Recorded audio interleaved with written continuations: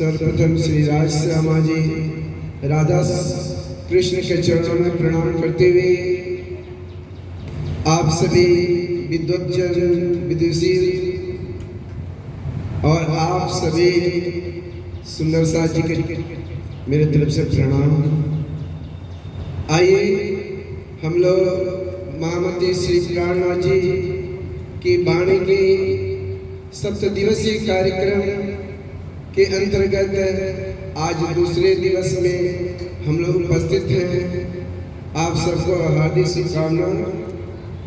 आइए महामती प्राणनाथ जी की वाणी जो हम लोग पठन पाठन कर रहे हैं, कहा जाता है अभी भी आप पूर्व प्रवक्ता से आपने श्रवण किया कि हर गीता भागवत उपनिषद आदि अन्य ग्रंथों में अपने घर की बात लिखी हुई है।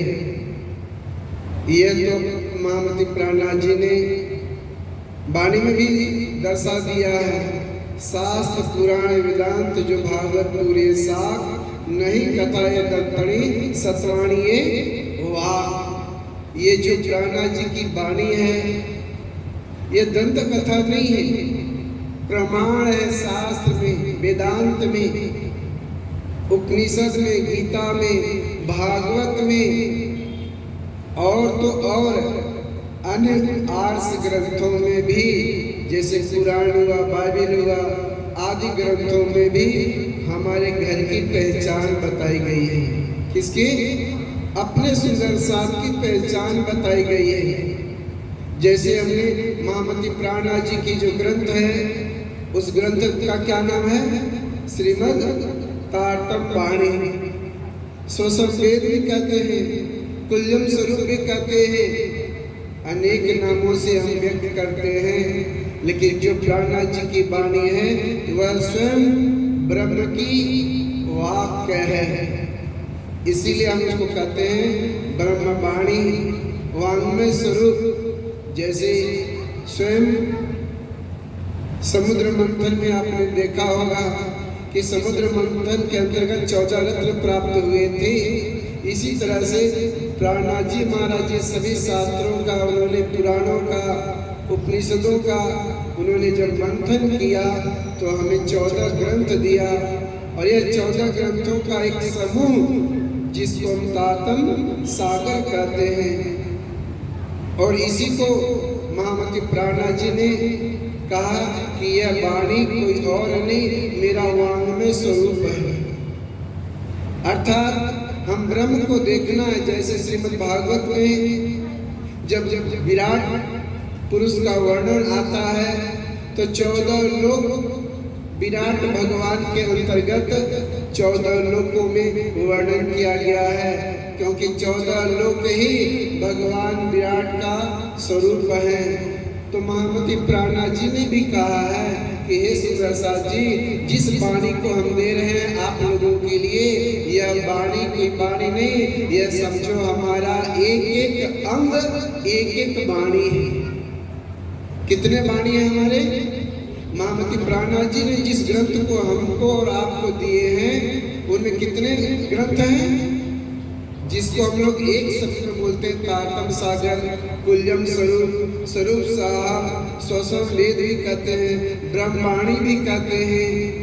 तो यह अनेक नाम हैं, लेकिन इनके अंतर्गत कितने ग्रंथ हैं?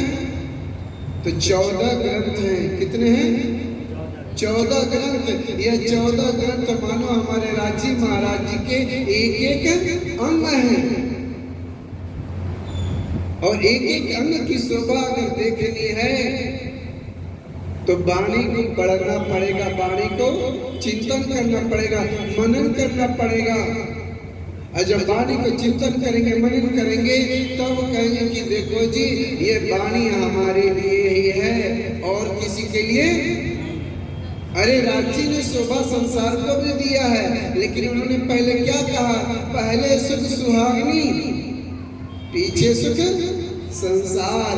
पहले सुंदर साथ के लिए ये वाणी है और उस वाणी के अंतर्गत आपने जब पठन पाठन करने का आरंभ करते हैं तो सबसे पहले आता है रास ग्रंथ। कौन सा किताब आता है? रास ग्रंथ आता है। लेकिन एक बात बतलाऊं, जब यह रास की वाणी अवतरित हुई तो मालूम है कहां पर अवतरित हुई है?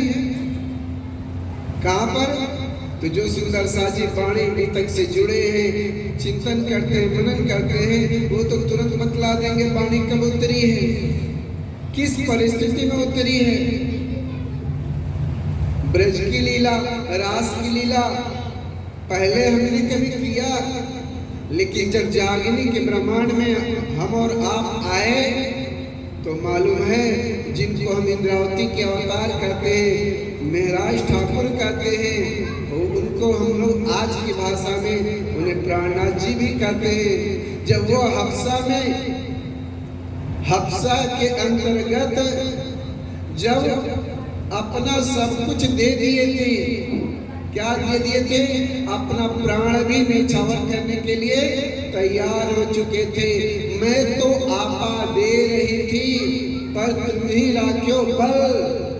क्या कहे?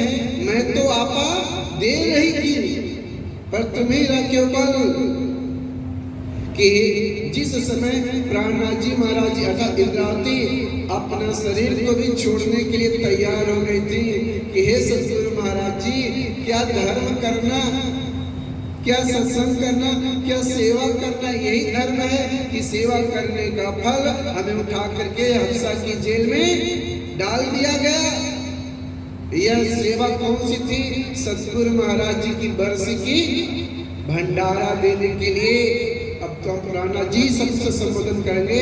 प्राणनाथ जी महाराज जी ने विचार किया था, लेकिन इनको किसी कारणवश हफ्सा में डाल दिया गया।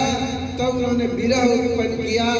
जब विरह उत्पन्न किया तो उनको साक्षात जुगल स्वरूप में दर्शन हुआ। बोलो जुगल सरकार की, बोलो प्राणनाथ प्यारे की। उस हफ्सा के अंतर्गत जब प्राणनाथ जी महाराज जी को दर्शन हुआ तो स्वयं श्यामा महारानी के स्वरूप में दर्शन हुआ। एक तरफ श्यामा जी हैं तो वही सतगुरु देवचंद जी के स्वरूप में भी वही है। देखने में देवचंद जी एक पुरुष थे, लेकिन उनकी आत्मा किसकी थी? किसकी आत्मा थी? श्री सुंदरबाई श्यामा जी अवतार। वो सुंदरबाई की आत्मा, लेकिन श्यामा जी के अवतार थे। वही श्यामा स्वरूप में जब दर्शन मिला तो इंद्रावती ने कहा कि हे दामनी, आप तो चले गए और मुझे इस परिस्थिति में छोड़कर चले गए। तो वहाँ जब दर्शन हुआ और जब दर्शन होने के बाद स्वयं आकर के देखिए प्रसंग दो जगह आता है। बतलाइए, राजी महाराज जी हफ्सा में आकर बैठे थे महराज ठाकुर के अंदर या सूरत की गादी पर बैठे थे? कहाँ बैठे थे? तो गुप्त रूप में हफ्सा में ही आकर के बैठ गए थे, लेकिन समाज में जाहिर की दृष्टि में दिखाने के लिए सूरत की गादी पर वहां सुशोभित किया जाता है। जब प्राणनाथ जी के अंदर राजी अर्थात श्यामा जी आकर के बैठ जाती हैं और उसके बाद से वाणी अवतरित होना आरंभ हो जाता है। तो कहा जाता है कि हफ्सा में रास की रामतें अवतरित हुई। सबसे पहले कौन सा ग्रंथ उतरा? रास की रामतें, रास ग्रंथ अवतरित हुआ। और रास के बाद प्रकाश, सटऋतु और कलश की 2 चौपाइयां अवतरित हुई थी। सुंदर सा जी, जब एक कलश की 2 चौपाइयां अवतरित हुई, अब यहाँ पर इंद्रावती को यह एहसास हो गया कि जिसको हम ढूंढ रहे थे वो कहीं बाहर नहीं है, वो तो हमारे अंदर ही आकर के विराजमान हो गए हैं। तो वह धीरे धीरे एक रास हमारा चरण है, हमारा मतलब प्राणनाथ जी राजी महाराज जी का चरण, रास ही चरण प्रकाश पिंडुरिया सटऋतु घुटन कलश जंगन की सनक। कहते हैं कमर कर किरंतन सोहे नाभि खुलासा उदर खिलवत की। हृदय परिक्रमा कंठ सागर मुख सिंगार नासिका सिंधी श्रवण मारफत नयन सो क्या मत नामा 14 मिल एक धनी की। ये 14 किताब राज्य के हमारे एक एक अंग है सुंदर साथ जी। अगर राज्य को देखना है, राज्य को जानना है तो सबसे पहले चरणों में झुकना सीखना पड़ता है। कहा चरणों में जब तक हमारा प्रेम नहीं होगा, नमन नहीं होगा, नतमस्तक नहीं होंगे, तब तक को हमें उठा करके कभी गले नहीं लगा सकते। आप नेहर सागर का पाठ करते हैं, रूहे हंस के मिले कसम, वही रूहे राज्य के से हंस करके गले मिलेंगी जब राज्य उसको उठा करके अपने गले से गले लगाएंगे। लेकिन गले से गले कब लगाएंगे? जब रास की तरफ प्रेम उत्पन्न हो जाएगा। कैसे उत्पन्न होगा? रास की तरह हमें प्रेम उत्पन्न होगा। रास का मतलब होता आनंद। जब हम राज्य महाराज जी के प्रति समर्पण हो जाएंगे, और कैसे समर्पण होंगे मालूम है? तो उन्होंने सबसे रास में ही आरंभ होने से पहले ही राजी ने हमें बतला दिया था। जैसे हम सब गोपियां पहले ब्रजमंडल से जब रास मंडल में गए तो उस समय यहाँ आज की भाषा में लोग कहते हैं सखियां, लेकिन उस समय की भाषा में गोपियां कहे जाते थे। जब हम सब गोपियां एक बार हमारे राज्य महाराज जी ने एक बार बंसी बजाकर बुलाए तो बतलाइए अगर कौन सी ऐसी सखी थी परम धाम की जो घर में बैठी रह गई हो, तो कहेंगे कि परम धाम की कोई भी ऐसी सखी नहीं थी जो ब्रजमंडल में रह गई और रासमंडल में नहीं गई। कोई थी? कोई भी नहीं। सब सखियां क्या क्या नहीं छोड़ा, सब कुछ छोड़ दिया। माता पिता पुत्र पति घर संपदा सब कुछ छोड़ करके भगवान कृष्ण से मिलने के लिए चली गई। और जब भगवान कृष्ण से मिलने के लिए चली गई तो बतलाइए जब हम सब ब्रज से रास में सब कुछ छोड़ करके कन्हैया के लिए जा सकते हैं तो वही कन्हैया वही राज्य तो आज भी आ गए हैं। तो आज हमें राज्य महाराज जी के प्रति इतना प्रेम क्यों नहीं उत्पन्न होता है? अगर राज्य के प्रति हमारा उतना ही प्रेम उत्पन्न होता तो शायद हम कहीं राज्य को छोड़ करके कहीं अन्य जगह भटकना नहीं पड़ता। तो कहने का भाव यह है कि हमें जैसे हम एड़े पगले आपन चलिए कई पगला रे प्रमाण सुंदर साथ जी। जिस रास्ते से हम लोग राजमंडल में ब्रजमंडल में चले थे उसी रास्ते से आज चलेंगे तो हम भी निश्चय ही राज्य महाराज जी के अभी तो चरण पकड़े हैं। जब चरण पकड़ेंगे तो पिंडुरिया भी पकड़ लेंगे, कमर भी पकड़ लेंगे। अरे यही नहीं, राज्य के एक एक अंग से हम लोग अनुगम में हो जाएंगे। राज्य का कोई ऐसा अंग नहीं होगा जो हमसे वंचित रह सकता है। क्यों? क्योंकि जब राज्य के अंगना हम भी हैं, राज्य के अंगना हम भी हैं और राज्य के जब अंश हम हैं तो क्या अंश से अंशी अलग हो सकता है? कभी नहीं हो सकता। आप गौरी गाते तो बोलते हैं गोपी कृष्ण अनादि एक है जल तरंग ज्यों वारी। जब जल और जल की तरंग अलग नहीं हो सकती तो हम सब सखियां हम सब सुंदर साथ भला कैसे राज्य से अलग हो सकते हैं? तो मेरा कहने का भाव यह है कि राज्य के 14 अंग हैं जिसमें से रास प्रकाश सटरीतो और कलश गुजराती का वांचन आप लोग कल सुने थे। आज कलश हिंदुस्तानी प्रकाश और सरंग की वांचन है। तो सुंदर साथ जी आइए हम लोग प्राणनाथ जी महाराज जी की वाणी के अंतर्गत अब उस प्रसंग पर चलते हैं कि कलश वाणी किसको कहा गया है? रास हमारी नींव है। प्राणनाथ जी महाराज जी की जो वाणी है निजानंद संप्रदाय का जो आधार है वह रास ही आधार है।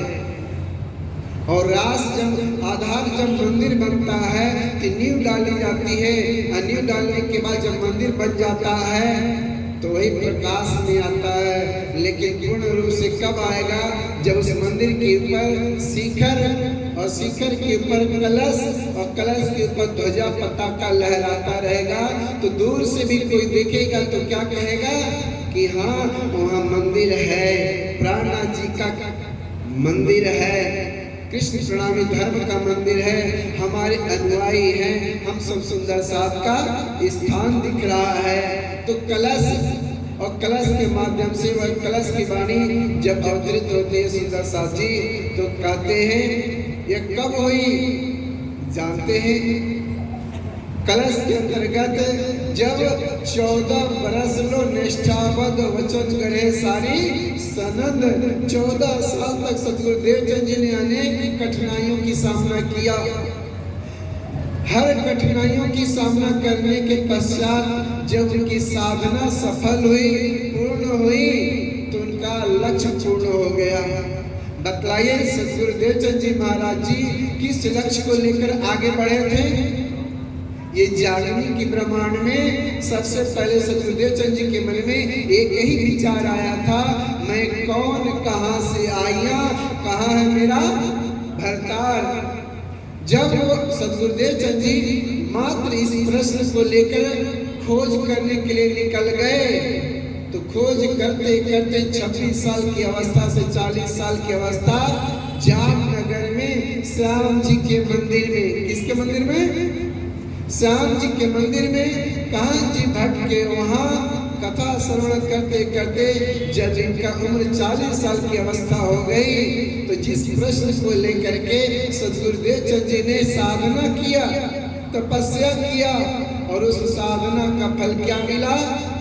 तो कहा जाता 14 साल के बाद जब साक्षात पूर्ण परमात्मा दर्शन देते, वह उभय किशोर अति सुंदर खेला स्वरूप जो नित्य वृंदावन, कहते हैं जो वृंदावन में रास खेलने वाले स्वरूप में साक्षात पूर्ण परमात्मा ही दर्शन दिए।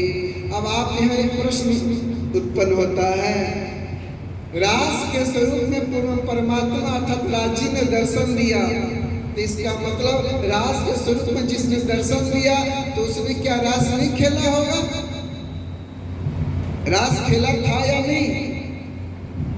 तो परमात्मा राज जी ने जो दर्शन दिए, तो राज जी तो दर्शन दे रहे हैं, लेकिन रास खेलने वाले भी राज जी ही थे। राज जी के सिवा कोई दूसरा रास खेल नहीं सकता। इत खेलत श्याम गोपियां, ये जो यूं किए अर्श विलास, है नहीं कोई दूसरा जो खेले महबूब बिना रास। स्पष्ट हो गया कि नहीं? लोग कह देते हैं वो तो राजी महाराज जी किस स्वरूप में दर्शन दिए थे? रास के स्वरूप में, रास बिहारी सरकार के स्वरूप में राज जी ने दर्शन दिया। अरे राज जी तो राज जी परम धाम में है, लेकिन दर्शन देने वाले भी जो रास के स्वरूप में दर्शन दे रहे हैं वही तो रास खेले थे। और जब वो रास खेले थे तो उस रास में हम भी तो थे, आप भी तो उस रास में थे। और जब रास स्वरूप दर्शन दिए तो उन्होंने सीधे उस प्रश्न को ही पूछ डाला जो सतगुरुदेव चंद जी के मन में कितने साल की अवस्था में उत्पन्न हुआ था? सुंदर सा जी, आप लोग वाणी चर्चा तक में जुड़े हुए हैं, तो सतगुरुदेव चंद जी के मन में कितने वर्ष की अवस्था में यह भाव आया था, मैं कौन, कहाँ से आया, कहाँ है मेरा भरतार? तो वह किशोर भय जब 11वां, तब मन उपजी आस, मैं कौन, कहाँ से आया, कहाँ है मेरा भरतार। स्पष्ट हो गया ना? सतगुरुदेव चंद जी के मन में जब 11 वर्ष की अवस्था थी, उस समय के मन में ये भाव आया था। और 11 वर्ष की अवस्था में खोज करने के लिए जब आगे बढ़े तो 40 साल की अवस्था में जब पूर्ण स्वरूप परमात्मा, जिसको हम राज्य कहते हैं, साक्षात श्री कृष्ण परमात्मा कहते हैं, वह दर्शन देते हैं और कहते हैं वही प्रश्न जो देवचंद जी के मन में उत्पन्न हुआ था। कौन सा था? तो कलश पानी में यह स्पष्ट लिखा है, तू कौन आई इनकर, कहाँ है तेरा वतन, नार तू कौन खसम के, दिड़ कर कहो वचन, जागत है कि नींद में, करके देख विचार, विद सारी या की तो इनके प्रकार। बतलाइए, अब देवचंद जी के मन में यह संतुष्टि तो हो गया ना। अरे जो मेरे मन में चल रहा था 11 साल से आज तक खोज करते करते, आज तक मेरे प्रश्नों का समाधान किसी ने नहीं किया। आज साक्षात स्वरूप दर्शन दे रहे हैं और दर्शन दे करके उन्होंने यही प्रश्न किया। तो देवचंद जी ने इतना कहा, मैं इतना जानत हूँ तुम मेरे खावंद हो, हे प्रीतम, हे मालिक, हे धनी, आप मेरे खसम हो, इतना जानता हूँ। तब सदगुरु देवचंद जी को साक्षात राम जी ने पहचान कराया कि हे देवचंद, तू सुंदर बाई की आत्मा श्यामा जी के अवतार हो, धाम धनी की अंगना नाम।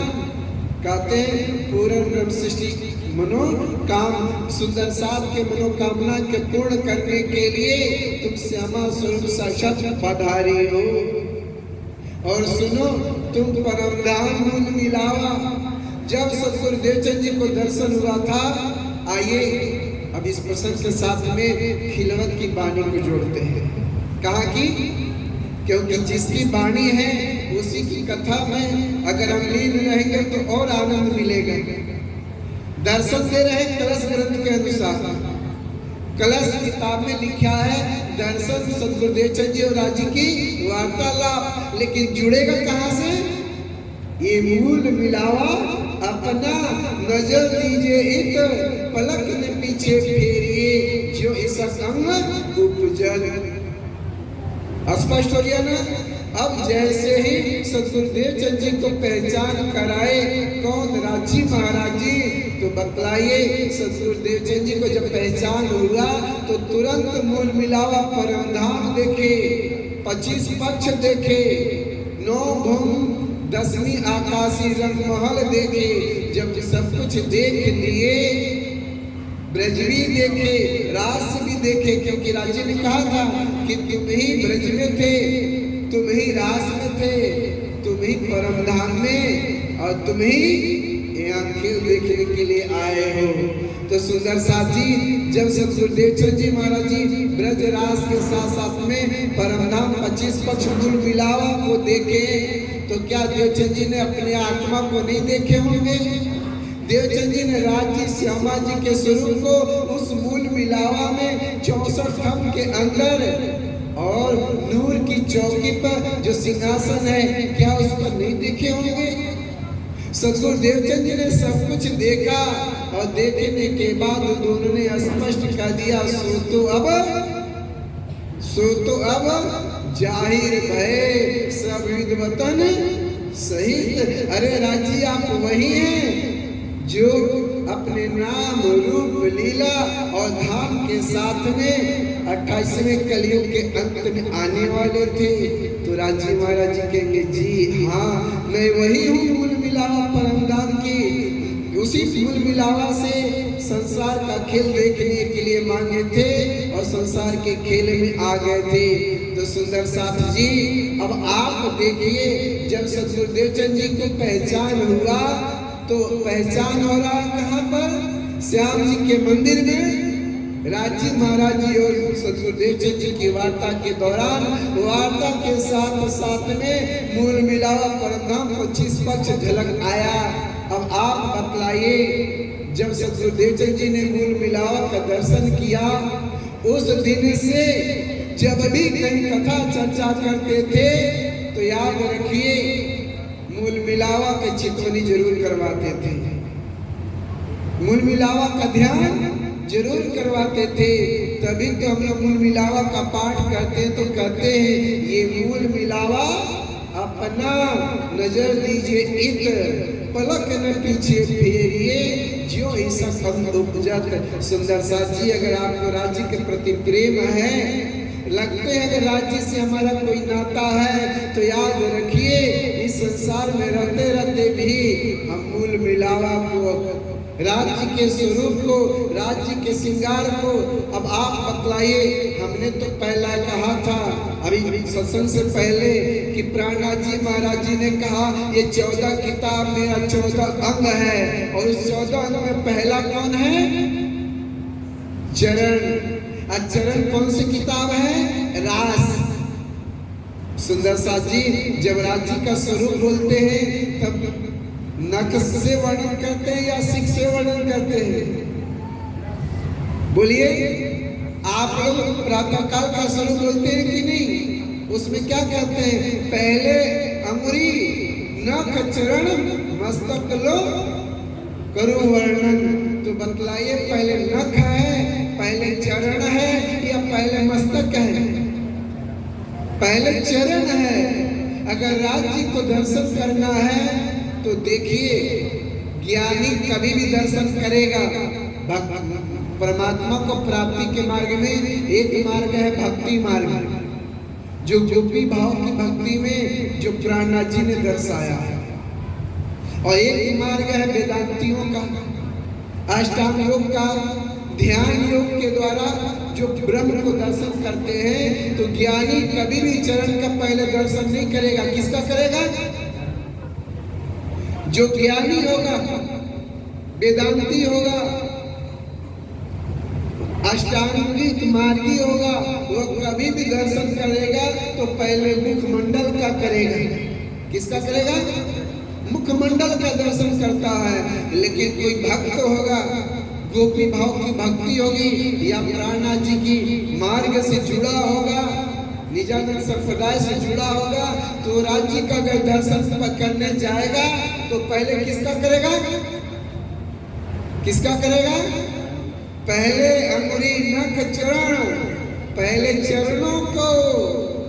धनी के क्यों? क्योंकि जिसको अपना खसम मानते, प्रीतम मानते, मालिक मानते हैं, वह हमारा है। और उसके चरणों में जब तक हम झुकेंगे नहीं तब तक हमारी सर उसके ऊपर दर्शन करने के लिए। इसलिए गोपी भाव की भक्ति में, प्रेमा भक्ति में, अनंत प्रेम लक्षणा भक्ति में सबसे पहले नख चरण अंगुली का दर्शन किया जाता है। सुंदर साथ जी, तो मेरा कहने का भाव यह है कि सतगुरु देवचंद जी महाराज जी वहाँ मूल मिलावा में कहा, श्याम जी के मंदिर में बैठे बैठे मूल मिलावा का दर्शन किए। और दर्शन किए तो जहाँ भी कथा चर्चा किए वहाँ मूल मिलावा का दर्शन करवाते थे, चितवनी कराते थे, और प्रातः काल का स्वरूप का ही ध्यान करवाते थे। किसका? प्रातः काल का स्वरूप का ध्यान करवाते थे। अब आइए यहाँ पर ये सतगुरु देवचंद जी की लीला में यहाँ से आरंभ होती है। तो सतगुरु देवचंद जी जब तक रहे ब्रज की लीला, रास की लीला, परमधाम 25 वर्ष का वर्णन करते थे, और जागने में सुंदर साथ को जगाते थे। और जगाने का मतलब ये जानते क्या हुआ? सुंदर साथ जी हम ही थे ब्रजरास में, हम ही आए इत, खेल देख घरों फिरे जाए लगे तित। सुंदर साथ जी जब खेल देखने आए हैं, ब्रज भी हमने देखा, रास भी हमने देखा, जागनी भी हम देख रहे हैं। अब आगे कहाँ चलनी है? कहाँ चलनी है? ये मूल मिलावा अपना। तो आइए सुंदर साथ जी ये कलश वाणी में परमधाम 25 पक्ष का वर्णन कर दिए हैं, लेकिन इसका खुलासा कहाँ हुआ? इसका विस्तार कहाँ होगा? खिलवत की वाणी से। कहाँ से होगा? खिलवत की वाणी में जब प्रवेश करेंगे तो उस समय परमधाम 25 पक्ष का राज्य महाराज जी का वर्णन जो है ये सब धीरे धीरे यहाँ से शुरू हो जाता है। कैसे खिलवत मूल मिलावा में से संसार में आए, परिक्रमा में जाएंगे 25 पक्ष का वर्णन होगा, सागर में जाएंगे 8 सागर का वर्णन होगा, श्रृंगार का भी वर्णन है, और श्रृंगार ग्रंथ में राज्य का श्रृंगार का वर्णन होगा। तो सुंदर साथ जी परमधाम से जो हम लोग संसार में आए हैं तो वह आने का यही कारण है कि खेल देखने और देखने नहीं आए, सच्चा तो यह है हम सुंदर साथ जी इस संसार को प्रेम का पाठ पढ़ाने आए हैं। क्या करने आए हैं? संसार को प्रेम का पाठ पढ़ाने आए हैं। क्यों? क्योंकि ये संसार के अंदर प्रेम नाम की वस्तु नहीं थी। कहते हैं ना, 9 धासे न्यारा कहो 14 भुवन में नाय, सो प्रेम कहाँ से पाए जो बसत गोपियन माय। बतलाइए वह गोपियां कौन थी? हम और आप ही थे, क्योंकि वह गोपियां हम और आप थे। कैसे जाने?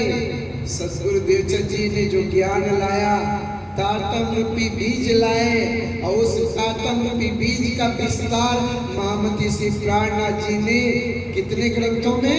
14 ग्रंथ, जिसको 14 अंग में बांट दिया। प्राणनाथ जी ने कहा ये 14 किताब ही हमारा एक एक अंग है। सुंदर साथ जी इस 14 अंगों को अच्छी तरह से देखिए। कुछ अगर हम जितना अच्छी तरह से 14 अंगों को देखेंगे उतना ही राज्य से जुड़ेंगे। और 18,758 चौपाइयों का यह समूह तारतम सागर है। तो आइए सुंदर साथ जी, आज प्राणनाथ जी की वाणी के अंतर्गत हम लोग कलश ग्रंथों का हम लोग चिंतन कर रहे थे ना, कि मूल मिलावा का सतगुरु देवचंद जी ने ध्यान कराया। अब प्राणनाथ जी जब जागने के अभियान में सूरज से आगे बढ़े तो वह भी क्या ध्यान करवाते थे? प्राणनाथ जी ने किसका ध्यान करवाया? तो सागर किताब में आप जाएंगे तो मूल मिलावा का पाठ आता है कि नहीं? मूल मिलावा का प्रकरण आता है ना। तो उस मूल मिलावा के प्रकरण में वह चौपाई जो मैंने आपसे कहा था, कौन सा? अब चलिए चौपाई बदल देते हैं।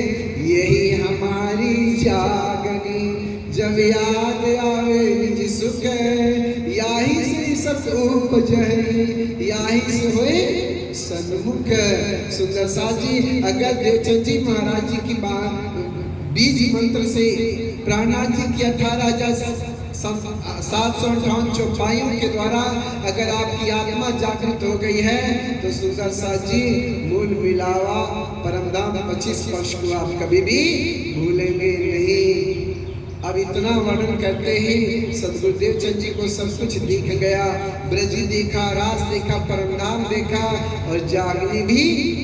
अब हम लोग जगाने के लिए जब आगे बढ़े देवचंद जी तो कितने लोगों को जगाए थे? देवचंद जी महाराज जी 313 आत्माओं को जगाए थे, जिनमें एक ही आत्मा इंद्रावती, जिसको बाद में हम लोग प्राणनाथ जी की शोभा दिए, वह प्राणनाथ जी के द्वारा अब जागने का कार्य संपन्न हो रहा है। आगे बढ़ेगा तो आइए कलश वाणी के अंतर्गत जब राजी का वार्तालाप हुआ तो राजी ने पूछा, देवचंद जी जिस माया को देखने आए थे उस माया के बारे में कुछ बतलाओगे? तो सुंदर सा जी यहाँ बतला दे। प्राणनाथ जी की वाणी में 14 किताब है, लेकिन उससे पहले 5 प्रकरण है। क्या है? 5 प्रकरण। माया का प्रकरण, मोहजल का प्रकरण। उस मोहजल के प्रकरण में हम लोग कैसे संसार में आकर के भटक गए, भूल गए। तो कलश की एक चौपाई से हम लोग समझ लेते हैं। जब से सूरज देखिया लेत अंधेरे थे, सब बच्चे सब फिरे आके फिर। हे राजी, ये माया का संसार है। देखने में तो सूर्य निकलता है, लेकिन सच बतला दे मेरे लिए रात है।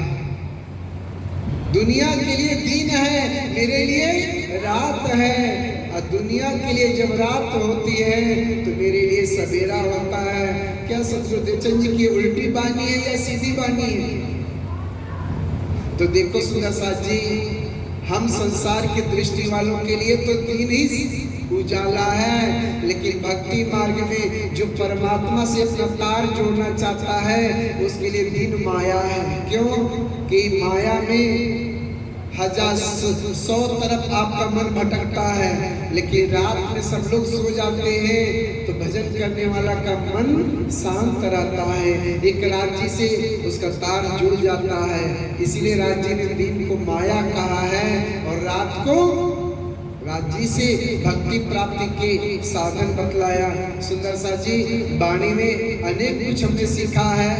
तो गोकुल लीला का वर्णन आता है ब्रज का, आज जुओ साथ जी, आ गोकुल लीला जी आपने सुंदर साथ जी। अब आप बतलाइए भगवान कृष्ण के कितने मामा थे? यही वाणी को विराम देंगे। भगवान कृष्ण के कितने मामा थे? जो लोग ब्रज में आए थे तो जरूर बतलाए होंगे कितने मामा थे। एक मामा सब जानते हैं, वो कह रहे 3 मामा थे। कृष्ण के 1 मामा थे या 3 मामा थे? बताएंगे सहारनपुर। चलिए कंस मामा को तो सब लोग जानते हैं, ये कंस मामा जानते हैं किसके भाई थे? देवकी के।